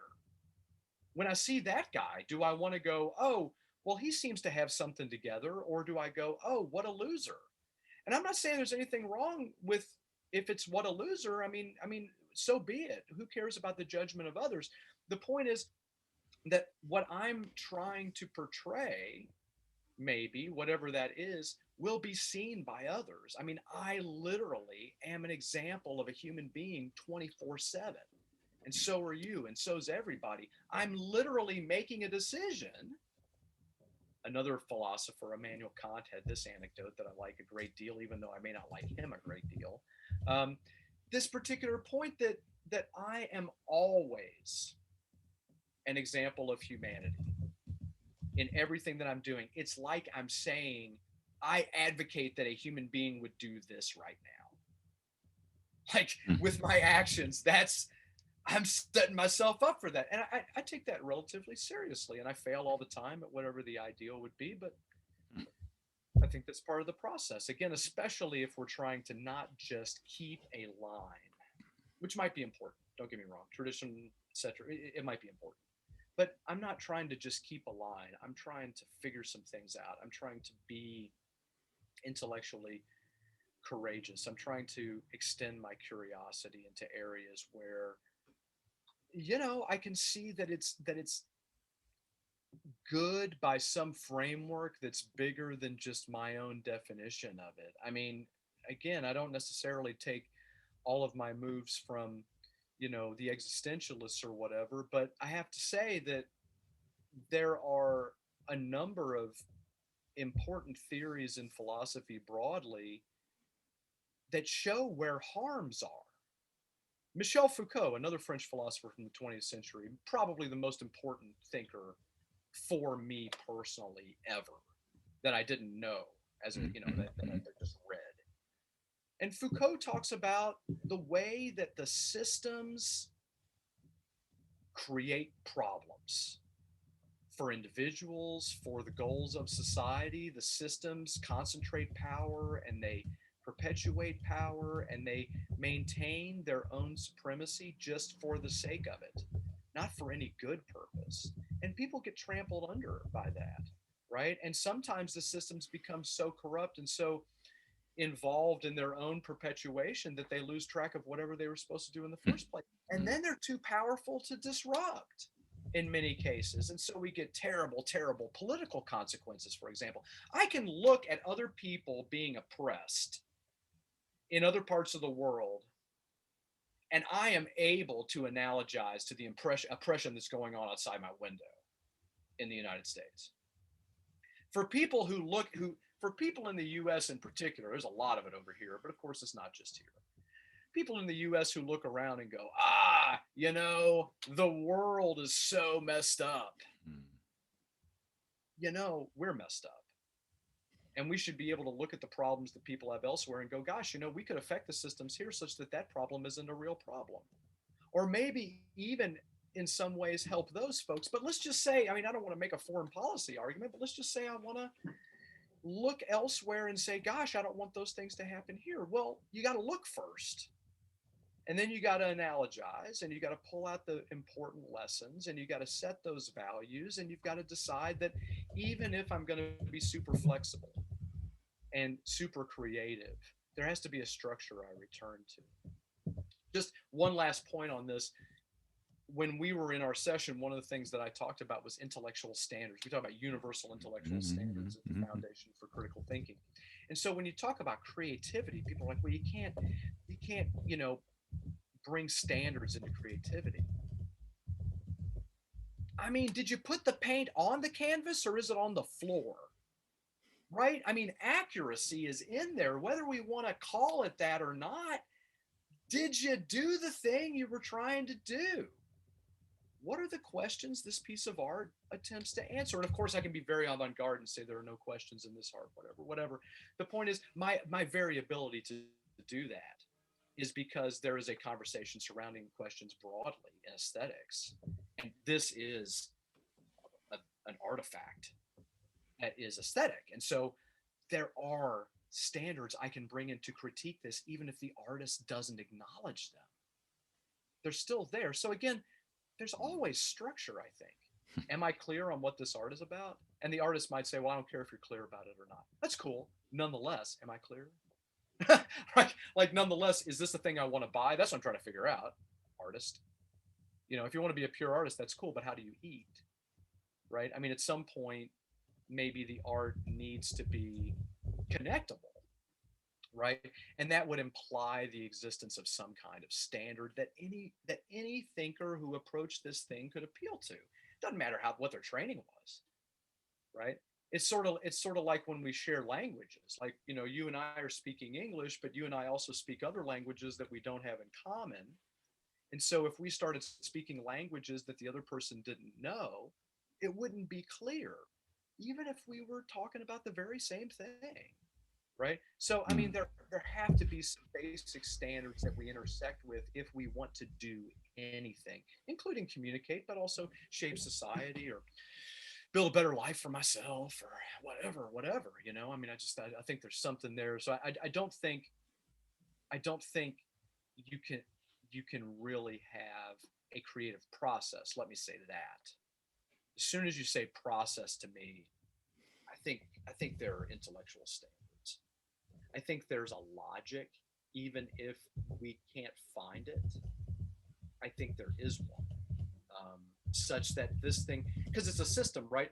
I mean, systems function according to the integration of their parts. And of course, sometimes the parts become so, um, sometimes the parts create emergent properties when they come together, right? These properties of the system that were never predictable just by looking at the intersection of the parts themselves. See, that's where the critical thinking stuff we talk about, that stuff being integrated, right? It's it's a bunch of different words and a bunch of different tools you can use to measure language and thinking outcomes and stuff like this. But when you put them all together, there are insights that people will start getting once the tools are all in their head and they start just carrying them around and using them for stuff. Just like when you become like a finance major or whatever in college, just for example, I bet you start looking at a lot of things and through the lens of finance just because that logic is there, whereas other people like the English majors aren't seeing it. They're not getting it from that point of view, so they're willing to spend the money and you're like, oh hell no way I'm spending that money, right? Because I understand the system in a more direct way. And so I think that once we have a fuller integration of the pieces, these emergent properties pop up and we have to be ready for them, right? Like life, right? I can take a bunch of organs and a bag of skin and bones and stuff and just throw them together and don't got life. All the pieces are together. I can even get them functioning. I can get machines hooked up to them and get the heart beating and get all the stuff, the blood pumping. I can make all this. Still isn't going to get up and walk around because I don't have it together in such a way that the emergent property comes out, right? That living part. We don't know necessarily how to get that part to come out, even when we know how all the pieces fit together. So that's the thing for a lot of systems. That's we can't see that from here, and I think that's where we can really see the value of going deeply into any system. It doesn't matter what it is. My mentor at the Foundation for Critical Thinking, Linda Elder, she often talks about tennis. Tennis is a system. We can talk about tennis in a great detail, but a lot of people who play tennis don't. Like they may focus on various pieces of their game, but in terms of seeing it as an entire system, such that once I am able to integrate a certain number of tennis moves, I can legitimately create on the tennis court. Like once I am in possession of a serve, a couple of volleys, a backhand, a forehand, I can get out there and play in this classic sense. Play, which is always creative, right? Because I'm not thinking about new moves now. They're integrated. And now what will emerge is my ability to do things that aren't those moves, right? And we see professionals do it, of course, when we watch them on TV. We do it ourselves when we get out there sometimes and play, and you do something and you go, oh, I'm not a tennis player, but that was pretty damn good, right? Or, I never would have thought that I could have done that, but look, I just did, right? And that is a function sometimes of luck, etc. Sometimes, especially when people start doing it over and over again, right? So my tennis partner, who I often play with, charges the net pretty regularly, and I gotten pretty good at just chipping that lob right over his head, like as soon as he comes up, right? And the first few times I did it, maybe luck. Now, I don't know. About it. and he comes to expect it, right? So now maybe this has gone into a slightly different place, but I had to have structure to create that move for myself. Like that wasn't something I practiced. It was just something that started to emerge. And then I worked on it in situ, which is how we live life. So, I mean, where am I? If I've got 4 or 5 tools that I can go back and I can say, these are the fundamentals of my tennis game. And then I've got a couple of maybe the same tools, maybe a couple other tools that I say, these are the keys to my tennis game. Well, okay, then where, can't I see then that the structure and the creativity are linked? Without the fundamentals, without the keys, I would not be able to create.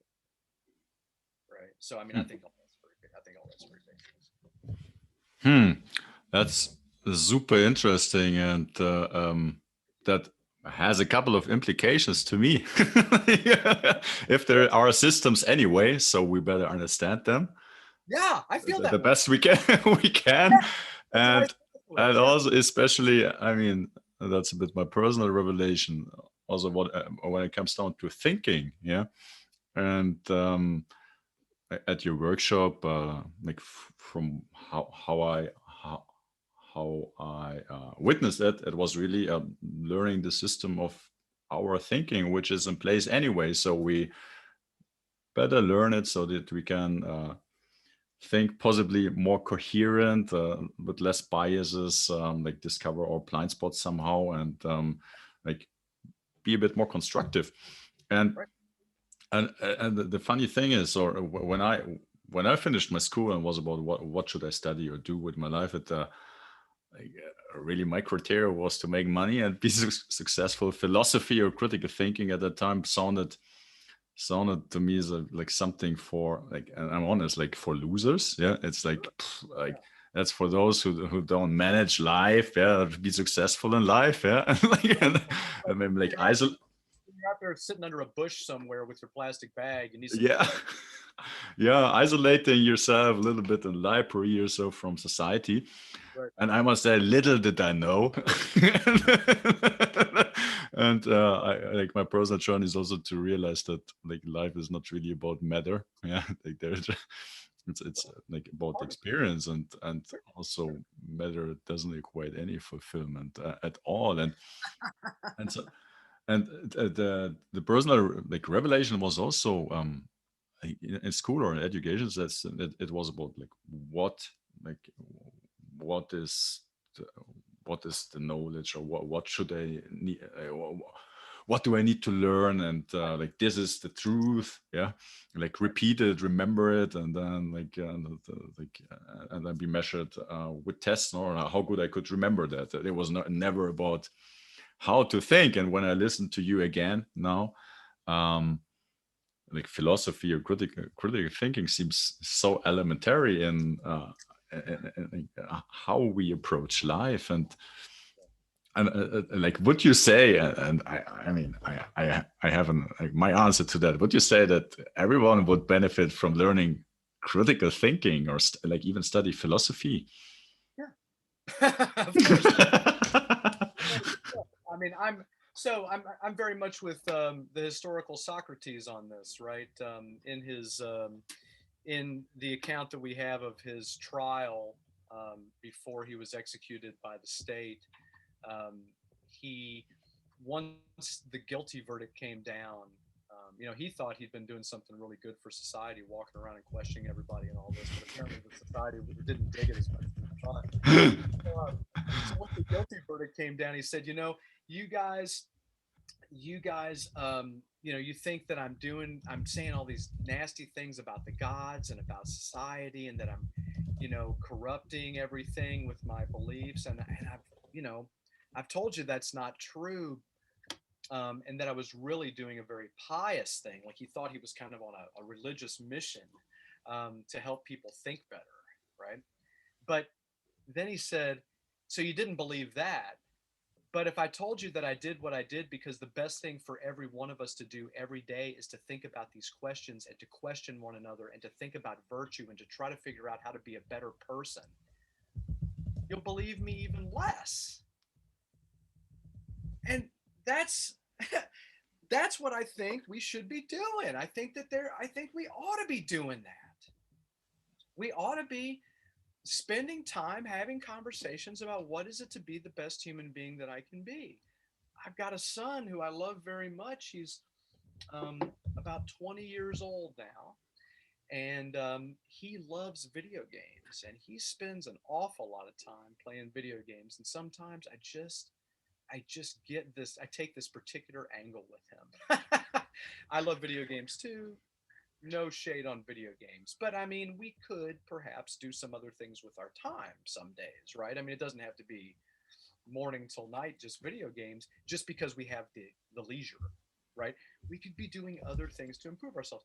And I'll tell you what, the kid's a deep thinker about video games, not a kid anymore, deep thinker about video games, very sharp problem solving skills. He can tell you his process. Oh, it's beautiful when he talks about his process of thinking through problems in video games. I use them in my critical thinking seminars all the time. And I use it for my own thinking. It's very instructive. But like, why didn't you take out the trash? Did you get the laundry done? You know, like, what's going on with school? Ooh, what do you mean? This is way less complicated than your video game. Like, way less. What are you doing?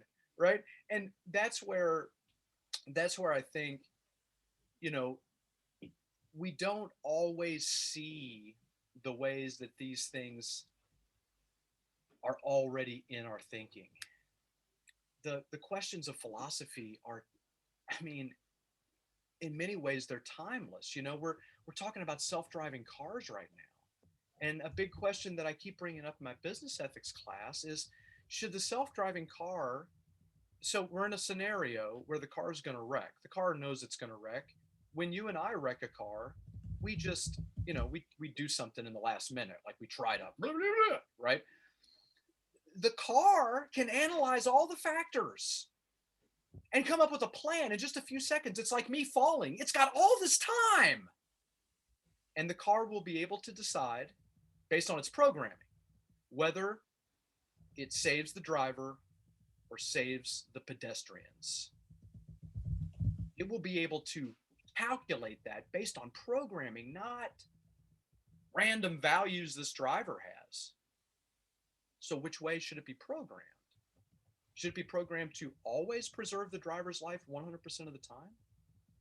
Or should there be some other programming than that? And this becomes a difficult one, I think, for people to work out, because of course you say, we want, you know, I don't want to buy a car that's not going to preserve my life. And so I don't want to get in that car. Probably based on the social score. What's that? Based on? Right. I mean, that's the thing too. Start having these cars making these decisions, and they're all hooked into every system that we have. Well, what happens in places where there are these kinds of constructions? Yeah. Oh, sorry, you should have been a little bit nicer at the grocery. So yeah. So anyway, I think that it's important that we study philosophy no matter what we're doing, because these systems are already in place. These questions are already there. We're still asking. The questions of ethics are still the questions, right? How should I treat myself? How should I treat others? We are always and already in the world of others. Always and already. There's no just me. So, I mean, that increases the complexity incredibly from my point of view, because I'm going to get checked by society if I'm only worried about me, right? In most cases, because none of us, I mean, few of us anyway, are so powerful to avoid that, right? And then the question is, should we let some people become so powerful that they can avoid that? Is that socially desirable, right? And then, of course, I'm back to a problem that involves everybody else. So, yeah, philosophy is super valuable, I think, for living and for governance and for all of it. I think everybody should give it a shot. I want to be respectful of your time. We're already talking for quite a bit. Well, it's very interesting. It's very interesting. We can probably, I should start moving in the direction of wrapping up, but we can Yeah. More. Yeah. Absolutely. And what you're saying, no, everybody should think about ethics, philosophy, etc. But then also, and that's where I come from, almost a psychopathic mindset, where it's really moral relativism. What's good for me, yeah, it's good. What's bad for me is bad, and from that perspective, there is not really an incentive to think of others, yeah, because it's just like giving something away from what you have. There's no understanding, even possible, yeah, of the potential gain you're getting, because you from that mindset, yeah, you there's there's not yet an empathetic understanding, possibly. Yeah. So you cannot sense yet what you're getting from giving something away, yeah, by thinking on others. So that's a bit my personal story, and that was really interesting. But I also see the difficulty in our society to motivate people to yeah, go beyond perception. Yeah. Well, it's quite right, because we're in this position where the world, the world comes back to me. It's one of the things that phenomenology points out, is that my perception starts with me always. Hmm. Like it's I I'm a thinker that's perceiving. Like that's my experience. And so if I want to think beyond that, if I believe that I am literally not the center of everything, because there are other human beings just like me, right? And they would be having the same experience. And so they would be the center of their thing. Automatically now we have no center, right? Because everyone's their own. That that should create a certain insight, I think, into the nature of all of us being here together, right? We all have this perception of the world coming back to me always, but we know that everyone else has that perception too. For people like Jean-Paul Sartre, that creates conflict. It creates inherent conflict, that knowledge, right? And I actually worked on this a lot when I was working on my master's degree in philosophy. Sartre was trying to follow this phenomenological path laid out by this guy, Edmund Husserl. Here's a nerdy point for you. But Husserl had a student named Edith Stein. So she was a Carmelite nun in living in Europe from World War II. She was killed during the Holocaust, actually. Um, but she, before that, got a PhD in philosophy, right, and worked closely with Husserl. And she wrote a book, I think the only book she published, that was about how this connection that I've just described, that causes people like Sartre to um, to turn egoistic. For her, it was evidence of why we need empathy. Like we need to connect with others, because it's not just the first part, it's the totality, that everybody's having this, and that all of us are having these same sort of problems with reconciling the difficulty of society and self, right? And what were the appropriate values when we look at the group and we look at self. I mean, all of us are having these problems, and the way to do that is to connect with one another, not to drive one another apart in this way that Sartre described, through sort of conflict, right? And so I think for me that was super insightful. That was really, I I had been reading the existentialists for a long time, because I was really wrapped up in myself, and I saw a strong self-oriented message in there. But then I started to see that there were these other aspects that really turned us back toward others and the importance of others, not just for what they can get for us, but just in their own right. And so as I started to go more deeply into philosophy, and especially into ethics, where most of my professional energies are spent these days, um, I really found that the thinking and the social processes are deeply linked, right? And not just for my benefit. And it's not just that, right? Then the question becomes, well, how do I, in a world that constantly encourages me to be oriented toward myself, like the invisible hand, right? I help me and that helps you somehow, but I don't know anything about it, like that business, right? I mean, in a world that encourages that at every turn, how do I genuinely explore care? And how do I do that without religion? Like, how do I do that without acquiescing to, as we say, criteria less, right? So, not criteria rich environments, which critical thinking would enjoy working with, right? Um, but sort of how do I avoid these areas where you just people suggest things, and based upon the strength of authority or charisma or um, intuition, I go, oh yes, definitely. Um, I wasn't finding a lot of luck with that, right? And so I think that um, these tools really helped me, in this way through philosophy, right? And through philosophy that wasn't necessarily trying to be focused on compassion. I found a couple of areas that recontextualized that for me and allowed me to start thinking about this in a much more expansive way. It's what Heidegger would want for, when he talked about society, he was talking about it in a very broad and expansive way, and that the individual is wrapped up with others. And somehow in some of the existentialist literature, some of that gets degraded a little bit. And then as we get deeper into the 20th century, and especially in the U.S., the rise of shareholder economics and stuff like this, it gets degraded even more. There's so much graft, so much fraud that's happening everywhere, in terms of ideas, right? Ideas are used as brand bait.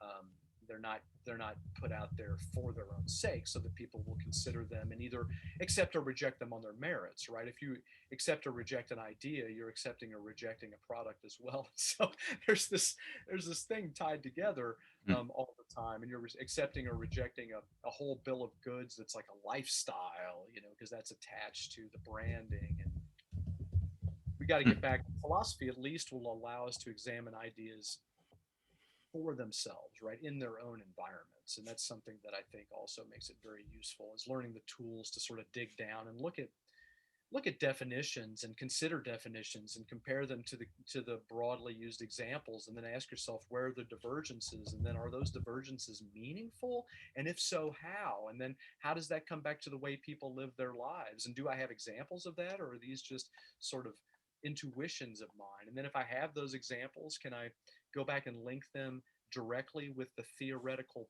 approaches that I think are relevant within the examples, which is why I started this in the first place, so that they can be shared, and also so that they can be contemplated deeply by me, right? Because maybe, I mean, how many times is my first work my best work, right? I mean, when does that happen? I mean, a lot of times that's the work we get, right? We get the one shot at it. But I mean, surely I would have done it differently if I'd had the chance to, like I was when I was in college or whatever, draft. We can do that with ideas. Just keep on upgrading our ideas, check them, Mm. change them, new ideas, new way, and our ways of living can go with that. I mean, there's such a broad multiplicity, and the problem is, of course, that so much of that it's not even itself genuine. Heidegger talked about it as inauthentic, because all I do is copy other people's ways of living. I say, oh shit, I don't want to be a teacher anymore. I want to be a firefighter, right? Because firefighters look cool. So I go out there and I copy the firefighters, and I learn their trade, and I follow in their ways. And then I'm a firefighter. I go, oh, I don't like this. I want to be an accountant. Stockbrokers really got it going on, right? So I go manage a hedge fund down the line, right? And then I'm doing that for a while, and I'm like, oh, I don't like that. I want to go be a lifeguard at a swimming pool. I mean, the thing is that I can just keep on jumping around, because something in here for Heidegger, for Sartre, for Foucault, something in here is dissatisfying, right? Maybe for the historical Buddha, something in here is dissatisfying to me, Mm. right? With this life, with these ideas, with this approach to the self. And so I'm able to change those. And when I change those, I change my fundamental way of living. I change my values. Now, some people will say that this is not possible, right? There's certainly schools of thought that say you can't really do this. That, like, I'm set, like my values and my persona and my everything are set, and all of these um, would be the real role play if I tried to change and be someone that like maybe not the person I grew up as. The person I grew up as was a racist, was a misogynist, was deeply intolerant of other cultures and other views, was deeply embedded in institutions, and whatever others said was right, was beholden to authority just because it was the authority. I don't find those characteristics. I'm not blaming anyone in particular for the way that I turned out. I'm just saying I don't blame those. I don't think those characteristics are set. I Mm. think, I mean, I like to say, I would like to think that I've been able to challenge the racist ideas that I grew up with to the extent that they were there, the misogynistic ideas, the ideas that caused me to be less open-minded, the ideas that closed me off from other cultures, from other ways of living, etc. I would like to think that I've been able to challenge those and change those. And this happened through years and years and years of steps and processes and various ways of coming at the ideas, some of which were by myself and some of which were with others. And a lot of it has to do with just my professional work every day. I'm very fortunate that this provides me opportunities to do self work and while I talk to other people about self work. But those are absolutely, I mean, all of these processes are absolutely things that people can, in my experience and the experience of those who I work with, you can get better. Mm. Like, improvement can happen, and we can fundamentally change the people who we are, not, not on a vibrational level or something maybe, but I mean, when it comes down to the values that I have and the way that I want to live in the world, a lot of options. Nobody's fixed, I don't think. Culture limits us, right? Opportunities limit Mm. us, economics limit us, stuff like that. But I mean, in my own thinking, the kind of person who I want to be, given the parts of my life that aren't necessarily changeable, like I'm not in a position to move to another country with a different set of opportunities, right? But I mean, within those limitations, whatever they are, I mean, I can be whoever I want to be. Hmm. I hope Hmm. people will give that a shot. Hmm. Yeah. As said before, yeah, I think we're talking for 2 hours. Or like, and just for transparency, I have a lot more questions. Well, we should come back and do it again if you feel like you have the time at some point. Like from my side, at any time, I really enjoy it, and like it's kind of like it's just opening more and more questions, to be honest. Well, I like talking about all this stuff, and I like Uh-huh. sharing it. And I mean, I'd hate to, for your viewers and whatnot, I'd hate for it to be boring. But I mean, Oh no, I don't think I so. hope It's it'll be good. If you think it'll be a good fit, I mean, I'm happy to do this again. oh yeah, yeah. Like yes, from my side, I would be an absolute pleasure, and Cool. Well, let's put yeah, something on the calendar. Let's get that, and we'll come back, and you can refine some of your questions. Maybe we can go in some different directions now that I've laid out my sort of basic ideas. So thanks for your interest. yeah. Thank you again, yeah, for taking the time, sharing your experience, wisdom here with us, your journey, and inspiring us for thinking. Yeah, absolutely. And Thanks for that. yeah, I will add information about you or like whatever you want to be shared, like to the show notes and also to the Critical Thinking Institute. So Thank you, people thank can. you. Well, I would like one thing in particular to be cool. I mean, any of the stuff from LinkedIn is cool, I suppose, but in particular, if you could share the maybe the link to the martial arts organization. It doesn't have to Oh, yeah. be. It doesn't have to be my school. It can be the Japanese school. That's cool. They have an English website Hmm. also, but also the critical thinking podcast to be cool. That critical Hmm. thinking. Absolutely. You can just link to that on SoundCloud or something. And Hmm. everything else is completely up to you. But those things I think would be super fun, in addition to the foundation, of course. So Yeah, and if there's something else you want to share, please go. I appreciate that. Yeah, well, and for sure, if you just want to, I mean, if you wanted to just put the link on there for LinkedIn or whatever, I mean, that'd be okay too. I don't care. People can. So I will share whatever you want, and I can also double check per email with you, so to be sure that I put the Sure, sure. Yeah, whatever. Just right put things in. together whatever you like, and I'm sure it's fine with me. But if you're wondering if this will work for me, you can just run it past me. I'm happy to check off. Well, yeah. Then thank you again. Yeah, I've been enjoying this very much, and Thank you. looking forward to our next conversation already. Yeah, Me thank too, you. Simon. Thanks for all your interest today and for making the time for me and for, helping to share some of these ideas. So I'm glad you're interested.